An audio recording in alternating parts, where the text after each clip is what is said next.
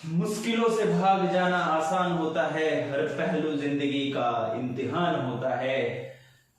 डरने वालों को मिलता नहीं कुछ जिंदगी में, लड़ने वालों के कदमों में जहान होता है। तो इस खूबसूरत शायरी के साथ मैं शैलेंद्र शर्मा आप सभी का आपके अपने YouTube चैनल ग्रोथ हले पर हार्दिक स्वागत करता हूं। तो आई होप आप सभी लोग घर में स्वस्थ एवं सुरक्षित होंगे। तो स्टार्ट करते हैं अपने आगे के वीडियो को। बेटा हमने पढ़ लिया था सेट्स के बारे में और सेट्स के ऊपर जितने भी डाउट्स हैं आई होप आपने अगर उस वीडियो को देखा है तो आप बहुत अच्छे से चेक कर पाते होंगे, पता कर पाते होंगे कौन सा सेट है, कौन सा कलेक्शन सेट नहीं है। अगर आपने नहीं देखी है तो पहले पार्ट 1 को जरूर देखिए, उसके इंट्रोडक्शन को देखिए जाके। आज हम रिप्रेजेंटेशन ऑफ सेट्स के बारे में बात करेंगे। आज हम बात करने जा रहे हैं representation of sets. Representation of sets, तो किसी भी सेट को कैसे रिप्रेजेंट करना है इसके बारे में हम बात करेंगे। तो बेटा किसी भी सेट को हम दो तरीके से रिप्रेजेंट कर सकते हैं, ठीक है। There are two ways to represent any set. First is roster method and the second one is set builder method. तो first of all we will discuss about roster method, ठीक है। There are two ways to represent sets. First roster method and the second one is set builder method. Set builder method, okay. किसी भी set को हम दो तरीके से represent कर सकते हैं, रोस्टर मेथड से और सेट बिल्डर मेथड से। तो सबसे पहले हम डिस्कस करेंगे रोस्टर मेथड के बारे में। रोस्टर मेथड क्या होता है, कैसे किसी सेट को हम रिप्रेजेंट करेंगे रोस्टर मेथड से। इस पे आपका क्वेश्चन आता है कि आपको कोई भी कलेक्शन दे रखा होगा और आपसे कहेगा represent in roster method, represent in set builder method. तो इसके बारे में हम बात करते हैं कि roster method set builder method होता क्या है। तो रोस्टर मेथड के ऊपर अगर बात करें, in roster form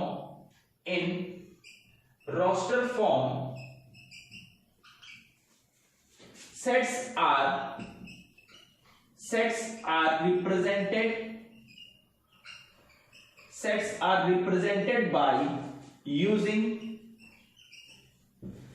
represented by using brackets, using this one, ठीक, using these brackets and its elements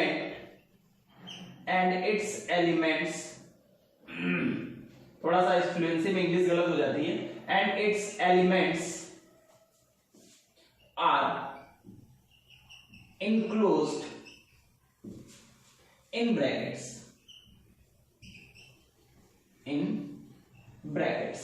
तो मैंने बेटा क्या कहा, in roster form sets are represented by using brackets, ठीक है। तो किसी भी सेट को रोस्टर फॉर्म में सेट्स को किससे रिप्रेजेंट करते हैं, ब्रैकेट से रिप्रेजेंट करते हैं। एंड इट्स एलिमेंट्स, जाहिर सी बात है अगर कलेक्शन है तो उसके अंदर एलिमेंट जरूर होगा। And its elements are enclosed in brackets, उस ब्रैकेट के अंदर लिखे जाते हैं। Are enclosed in brackets and separated by comma,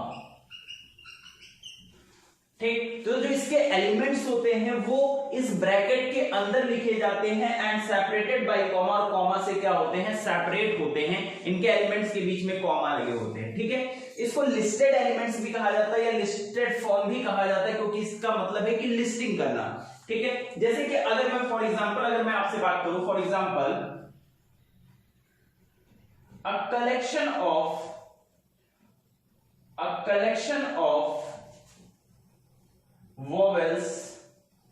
collection of vowels of English alphabet, a collection of English alphabet।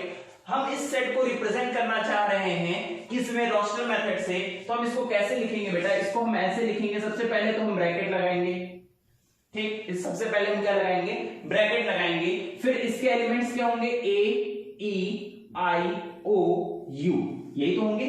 फिर मैंने क्या कहा, in roster form sets are represented by using brackets and its elements are enclosed in brackets. देखो इनके जो elements है वो क्या है, ब्रैकेट के अंदर इनक्लोज्ड है। एंड सेपरेटेड बाय कॉमा, मुझे पता है आपके मन में एक डाउट आ रहा होगा, नहीं भी आ रहा होगा तभी हम इस पर डिस्कस करेंगे, ठीक है। जैसे मैं एक सेट और लेता हूं, मैंने कहा set of prime numbers set of prime numbers less than 11, तो इसकी अगर हम बात करें तो बेटा प्राइम नंबर कहां से स्टार्ट होता है, 2 से, 3 से, 5 से, 7 से। ठीक, क्या होते हैं प्राइम नंबर्स जो खुद से डिविजिबल होते हैं, 1 से और खुद से डिविजिबल होते हैं, तो ये नंबर है 2, 3, 5, 7। ठीक, उसके बाद डायरेक्ट 11 आता है, लेकिन उसने कहा लेस देन 11। ठीक, तो रोस्टर मेथड यही है, लिस्टिंग करना। ठीक है, तो ये हो गया हमारा कि 2, 3, 5, 7। अब बेसिक एक डाउट आता है, एक डाउट ये आ रहा है कि क्या मैं इसको सर ऐसे लिख सकता हूं, सर क्या मैं इसको ऐसे लिख सकता हूं 2, 3, 2, मैंने एक बार 2 को रिपीट कर दिया, सर 5, 5, 7, क्या सर मैं इसको ऐसे लिख सकता हूं? सर क्या मैं इसको ऐसे लिख सकता हूं ई आई ओ ए यू, सर क्या मैं इसको ऐसे लिख सकता हूं? क्या ये मेथड सही है रिप्रेजेंट करने का? तो बेटा मैं एक पॉइंट लिखाने जा रहा हूं, ध्यान से समझिएगा। नोट, ठीक, नोट करके एक पॉइंट लिखा रहा हूं। The order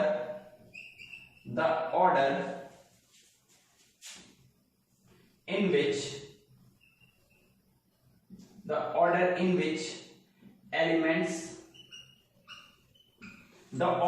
which elements are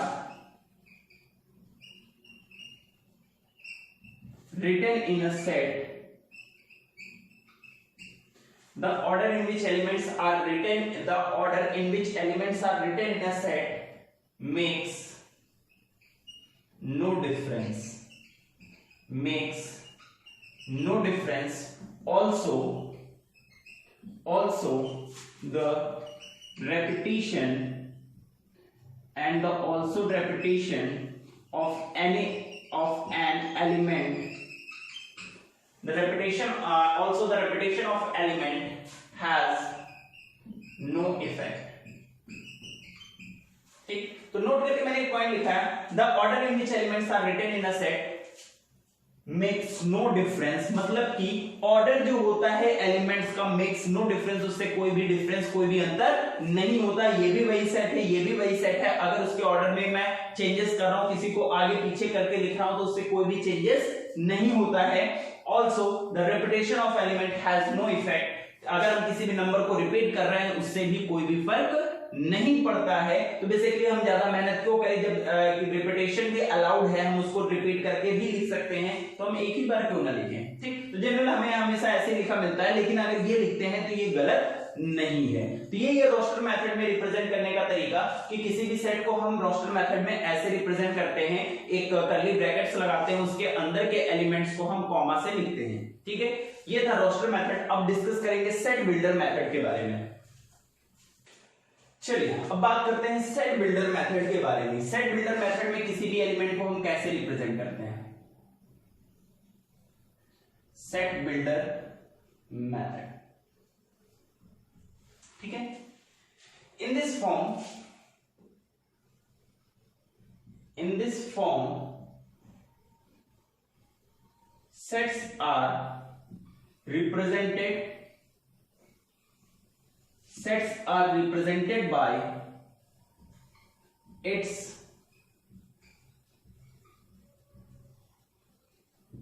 sets are represented by its characterizing property or rule. In this form sets are represented by its characterizing property or rule. अब इसका मतलब मैं बहुत अच्छे से समझाऊंगा, आपको यहाँ पे समझ में आएगा रोस्टर मेथड का मतलब क्या होता है और सेट बिल्डर मेथड में क्या डिफरेंस, उस बात को बहुत अच्छे से समझ पाएंगे। बस मेरी बात को बहुत गौर से सुनते जाइएगा। अभी मुझे पूरा बस लिख लेने दीजिए और समझा लेने दीजिए। In this form sets are represented by its characterizing property, मतलब कि हम क्या कर रहे हैं कि उसको उसके कैरेक्टर के फॉर्म में रिप्रेजेंट करेंगे, लिस्टेड फॉर्म में नहीं, उसको कैरेक्टर के फॉर्म में रिप्रेजेंट करेंगे। जैसे कि फॉर एग्जांपल अगर मैं आपसे बात करूं, मैंने कहा जैसे मान लीजिए आपकी 60 स्टूडेंट्स की क्लास है, ठीक है, आपकी 60 स्टूडेंट्स की क्लास है, उसमें आपके क्लास में 3 टॉपर्स हैं, बहुत ही ब्रिलियंट स्टूडेंट हैं। तो मैंने क्या कहा कि वो 3 बच्चे आपके हैं राम, श्याम और मैंने एक ले लिया मान लीजिए मीनू। ये 3 बच्चे आपकी क्लास के सुपर ब्रिलियंट स्टूडेंट्स हैं, ठीक है, टॉप 3 स्टूडेंट्स हैं। तो बेटा मैंने क्या किया, जब उनको लिस्टेड एलिमेंट्स में लिखा, लिस्टेड करके लिखा, बाय नेम लिख दिया, ठीक है, तो वो क्या हो गया, ये हो गया रोस्टर मेथड, है ना, क्योंकि मैंने उसको लिस्टिंग फॉर्म में कर दिया। ठीक, अगर मैं यही चीज ऐसे लिख दूं, अगर मैं उसको इसके कैरेक्टर में लिख दूं बेटा, मैं इसको ऐसे लिख दूं, मैं ये कहना चाह रहा हूं कि brilliant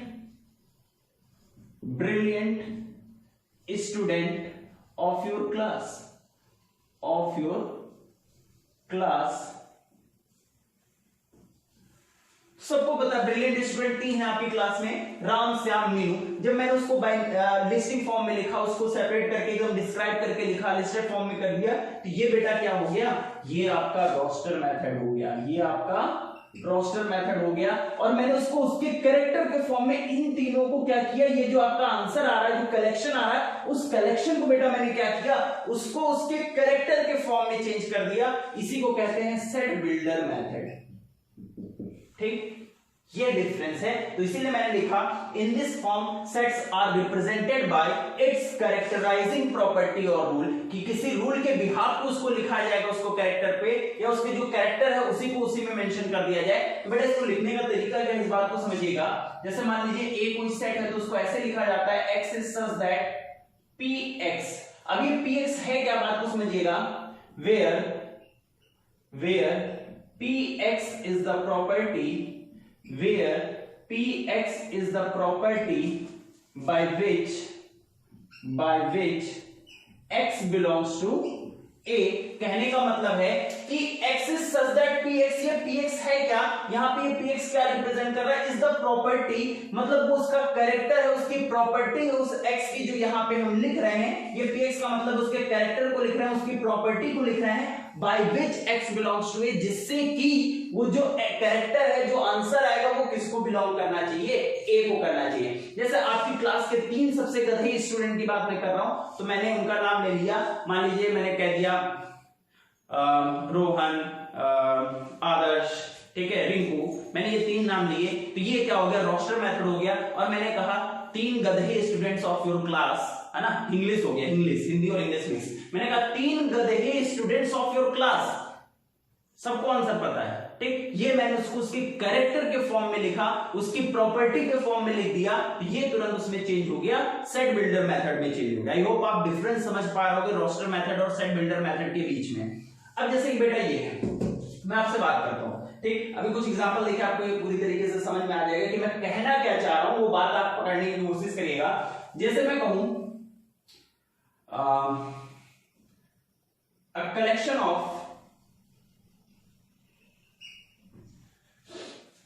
collection of even natural number, a collection of even natural number, तो ये सेट है, ये सेट है। अब ये सेट है, अगर तो इसको मैं 2 तरीके से रिप्रेजेंट कर सकता हूं, एक मैं रोस्टर मेथड में रिप्रेजेंट कर सकता हूं, एक इसको मैं सेट बिल्डर मेथड में चेंज कर सकता हूं। तो पहले इसको मैं रोस्टर मेथड में अगर लिखने की कोशिश करूं, तो बेटा अगर मैं इसको रोस्टर मेथड में लिखूंगा तो हमें पता है कि ये क्या आएगा, a collection of even natural number. तो इवन नंबर 1 से स्टार्ट होते हैं और उसमें इवन नंबर्स की बात कर रहा है, तो 2 4 6 8। अगर मैं रोस्टर मेथड की बात करूं तो ये क्या होगा, 2 4 6 8 dot dot dot dot dot का मतलब होता है एस सो ऑन, मतलब ये ऐसे ही आगे चलता रहेगा, इनफाइनाइट तक जाएगा, ठीक। ये सॉरी, ये आपका रोस्टर मेथड हो गया। अगर इसी को बेटा मैं सेट बिल्डर मेथड में लिखूं तो मैं इसको कैसे लिखूंगा, x इज सच दैट, मतलब कि इसके अंदर एक एलिमेंट है वो x है, ठीक, x is such that px। अब वो स्टेटमेंट क्या है, मैंने लिखा x equals to 2n where n belongs to natural number. मैंने उसके कैरेक्टर के फॉर्म में लिख दिया, उसकी प्रॉपर्टी के फॉर्म में लिख दिया। मैंने कहा x जो है, जो यहाँ पे जो x एलिमेंट है, मतलब जो एलिमेंट उसको उसके कैरेक्टर में लिखा या किसी रूल के बिहाफ पे लिखा। मैंने क्या कहा था, इस प्रॉपर्टी और rule x equals to 2n, मैंने एक रूल के फॉर्म में लिख दिया x equals to 2n where n belongs to natural number. n किसको बिलोंग कर रहा है, नेचुरल नंबर को, तो मतलब n नेचुरल नंबर को बिलोंग कर रहा है। जब मैं n की जगह पहला नेचुरल नंबर 1 पुट करूंगा तो रिजल्ट क्या मिलेगा, 2। जब n belongs to natural number, दूसरा नेचुरल नंबर मैंने n की जगह 2 इनपुट किया तो मुझे आउटपुट क्या मिला, 4। x की वैल्यू क्या आ गई, 4। देखो यही चीज तो मिल रही है, दोनों के आंसर सेम है। ये लिस्टेड फॉर्म में है, ये कैरेक्टर के फॉर्म में है, ठीक, यही डिफरेंस होता है बेटा सेट बिल्डर और रोस्टर मेथड के बीच में। अगर मैं आपसे बात करूं, अगर मैं आपसे कहूं कि set of all odd natural number, set of all odd natural number, अगर आप इसको रोस्टर मेथड में लिखोगे तो आप ये लिखोगे 1 3 5 7 एंड सो ऑन। मुझे अगर सेट बिल्डर मेथड में लिखना होगा तो मैं कैसे लिखूंगा, x is such that x equals to बेटा ये क्या है, ये इवन नंबर है, ये क्या है इवन नंबर। इवन नंबर क्या होता है 2 4 6 8 10। अगर मैं उस हर एक इवन नंबर से 1 माइनस कर दूं, 2 से 1 माइनस कर दूं मिलेगा 1 ऑड नंबर, 4 से 1 माइनस कर दूं क्या मिलेगा 3 odd number, 6 even number 1 minus कर दूं 5। मतलब कि x इक्वल्स टू अगर बेटा मैं लिख दूं 2n माइनस 1, फिर वही चीज where n belongs to natural number. तो बेटा खुद देखो, पहला नेचुरल नंबर मैंने n की जगह 1 इनपुट किया, 2 1 जा 2, 2 माइनस 1 क्या आएगा 1। फिर मैंने दूसरा नंबर n की जगह पुट किया 2, 2 2 जा 4, 4 माइनस 1 3। मैंने n की जगह तीसरा नेचुरल नंबर पुट किया 3, 2 3 जा 6 माइनस 1 5। ये इसके उसमें हो गया बाय रूल बाय कैरेक्टर, हमने इसको किस में रिप्रेजेंट कर दिया। ठीक, अगर बेटा अगर मैं कहूं मैंने रोस्टर मेथड में लिख दिया, मैंने रोस्टर मेथड में लिखा बेटा 1/2 1/3 1/4 1/5 एंड सो ऑन। मैंने रोस्टर मेथड में लिख दिया। मैंने कहा इसको सेट बिल्डर मेथड में चेंज करिए, इसको सेट बिल्डर मेथड में चेंज करिए। तो बेटा मैंने इसको क्या लिखा, मैंने इसको ऐसे लिखा, ऊपर तो 1 चल रहा है ना सर, ऊपर 1 चल रहा है, अगर मैं यहां 1 कर दूं 1 2 3 4 5 एंड सो ऑन। तो इसको बेटा मैं क्या लिखूंगा, कैसे लिखूंगा, x is such that x equals to 1 upon n where n belongs to natural number, x belongs to natural x belongs to natural number। देखो मैंने n की जगह 1 इनपुट किया 1, n की जगह 2 इनपुट किया 1/2, n की जगह मैंने तीसरा नेचुरल नंबर पुट किया 1/3। इसी को आप ऐसे लिख सकते हो, जरूरी है कि केवल एक ही कैरेक्टर के फॉर्म में लिखो, आप इसको ऐसे लिख सकते हो x इज सच दैट, ये मैंने रूल के बिहाफ पे लिखा, मैंने क्या लिखा are represented by its characterising property, और रूल मैंने रूल पे लिख दिया, अब उसके कैरेक्टर के रूप में लिख दे रहा हूं, कैरेक्टर के फॉर्म में लिख रहा हूं। देखिए कैसे लिखेंगे, x is such that x is reciprocal of natural number, मैं इसको ये भी लिख सकता हूं, मेरा सर आंसर ये भी सही है, मेरा आंसर ये भी सही है। x is such that x क्या है, x is reciprocal of natural number. पहला नेचुरल नंबर 1 उसका रेसिप्रोकल 1/1, वही तो लिखा है। दूसरा नेचुरल नंबर 2 उसका रेसिप्रोकल 1/2, तीसरा नेचुरल नंबर 3 उसका रेसिप्रोकल 1/3। तो देखिए सेम चीज है, ये मैंने रूल के बिहाफ पे लिख दिया, ये मैंने कैरेक्टराइजिंग प्रॉपर्टी में लिख दी, तो दोनों चीज एक ही है, ये रूल के बिहाफ पे लिखा, ये कैरेक्टर के बिहाफ पे लिखा। तो इस चीज को आपको खुद से सोचना होगा कि मैं क्या लिख सकता हूं, ठीक है, इसमें प्रैक्टिस करनी पड़ेगी। तो आज के सेशन में मैं इतना ही रखूंगा, सिर्फ रोस्टर मेथड और सेट बिल्डर मेथड के बारे में मैंने आपको बहुत डिटेल में बताया, आप इसको करने की कोशिश करिएगा क्योंकि टाइम बहुत हो गया है। मैं इस पे नेक्स्ट वीडियो में, थोड़ी सी वीडियो लंबी होगी, थोड़े से इसके पार्ट्स ज्यादा होंगे, बट उससे डरने की जरूरत नहीं है। अभी मैं कुछ क्वेश्चन नेक्स्ट वीडियो में मैं आपको सिर्फ कुछ क्वेश्चंस लेके आऊंगा जिनको रोस्टर मेथड में चेंज करना होगा, सेट बिल्डर से रोस्टर मेथड से सेट बिल्डर, बहुत बेसिक से बहुत प्यार से आराम से सीखेंगे, ठीक है। तो आप मेरी वीडियो के साथ बने रहिए और प्लीज अच्छा लगे तो लाइक शेयर एंड सब्सक्राइब जरूर करें। Thank you so much, bye bye, good night.